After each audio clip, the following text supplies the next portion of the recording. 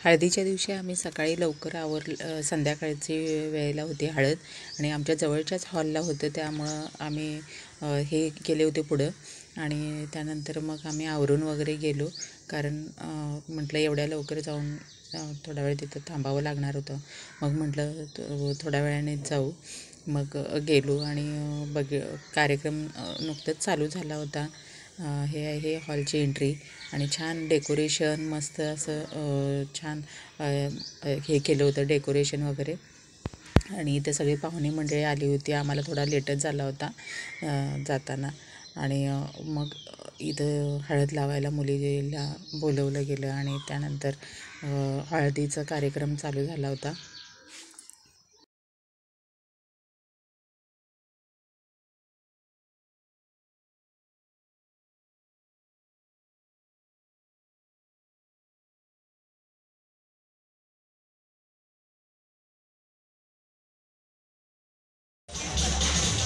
हळदीचा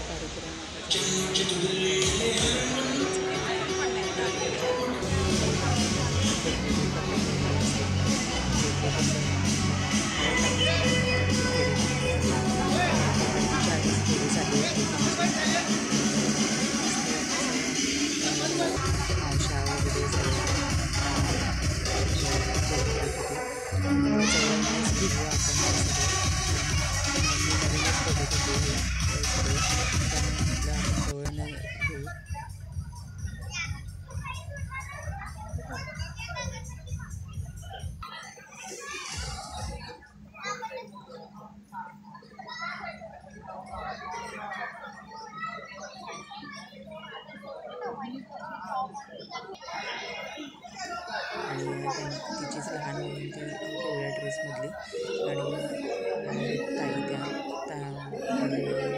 छान दिसत होती. सगळे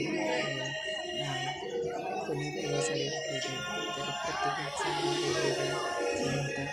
आणि डेकोरेशन पण छान केलं होतं, अशा हिरव्या पानांमध्ये आणि त्याच्यावर पिवळे फुलं. हळद असल्यामुळं नाही का, म्हणजे त्याचा उठून दिसण्यासाठी कलर होता. आणि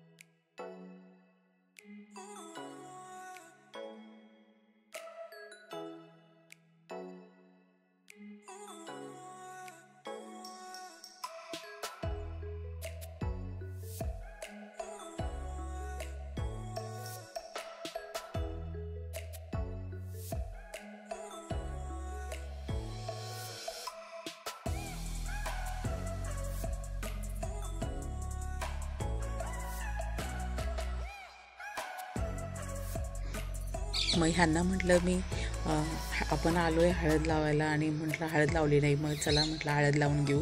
कारण इकडे डान्सचा कार्यक्रमच बघण्यासाठी सगळे गुंग झाले होते. आणि मग म्हटलं हळद लावून घेऊ.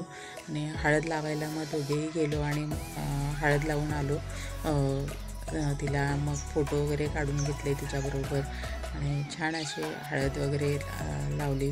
आणि तिला म्हणजे आमच्या इकडे कसं पूर्ण हळद म्हटल्यावर पायाला वगैरे सगळीकडे लावली जाते. मग मी तिला